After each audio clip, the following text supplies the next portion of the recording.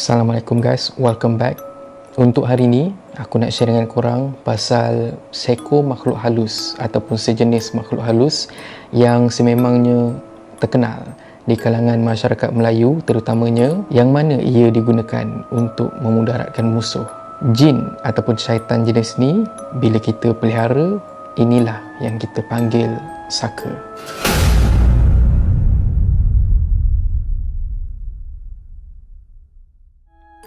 Untuk jenis saka yang aku nak share dengan korang pada hari ini ialah saka jenis bajang. Pada sesiapa yang tak tahu, bajang ialah sejenis makhluk yang bersendirian dan juga menerima BPN sebanyak 300. Oh bukan, tu bujang, sorry. Bajang ni ialah sejenis makhluk halus yang akan dikawal oleh pemiliknya dan akan disimpan di dalam tabung buluh, yang mana tabung buluh tersebut akan dikunci ataupun ditutup dengan daun yang khusus dan kemudian akan dililit ataupun ditutup dengan tangkal. Bajang ni hanya akan dikeluarkan sekiranya pemiliknya ataupun tuannya ingin mengenakan musuh tuannya sendiri. Kalau ikutkan kata-kata daripada orang dulu-dulu, bajang ni adalah hasil daripada pemujaan mayat bayi yang mati sewaktu baru je lahir. Bajang ni setakat ni dikenali dengan berjantina jantan dan sering menjelma menjadi seekor polecat. Bajang ni dilaporkan sering menyerang kanak-kanak dan mampu menyebabkan penyakit misteri kepada mangsanya hingga membawa maut.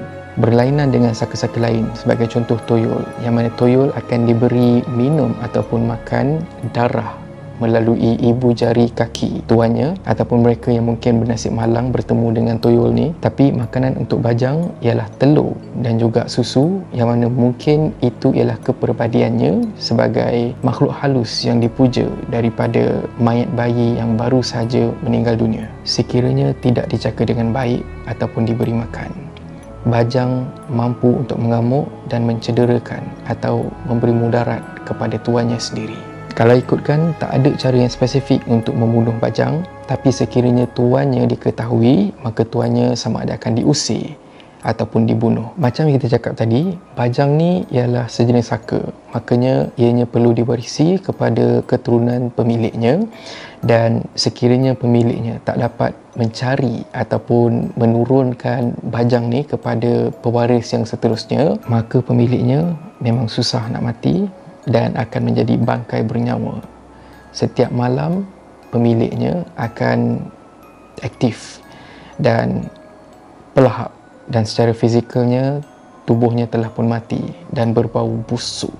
Tapi apabila nak dikebumikan, pemiliknya ataupun mayat hidup ni akan hidup semula.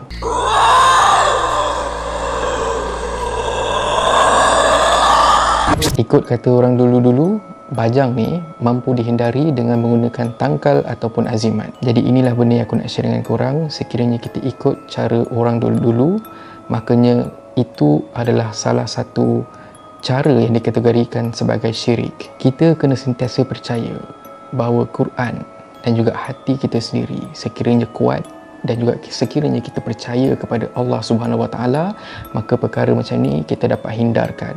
Maka janganlah percaya kepada tangkal ataupun azimat, ataupun mungkin satu benda yang kita tak dapat lihat. Sebagai contoh, pengamal perubatan tradisional yang menggunakan ayat-ayat dan juga upacara yang mungkin kita boleh ragu-ragukan. Sentiasa kembali kepada Quran dan juga cara hidup Islam. Tapi apapun, kita kena beringat, walaupun terdapat beratus ataupun beribu jenis hantu di dunia ni, tapi semuanya berasal daripada kaum yang sama, iaitu jin ataupun syaitan. Dan tugas-tugas mereka tak ada yang lain, hanyalah untuk melalaikan dan juga membawa kita ke arah kesesatan. Kena ingat tu. Dan semoga kita berjumpa lagi dalam siri yang lain pula, insya-Allah, dan Assalamualaikum.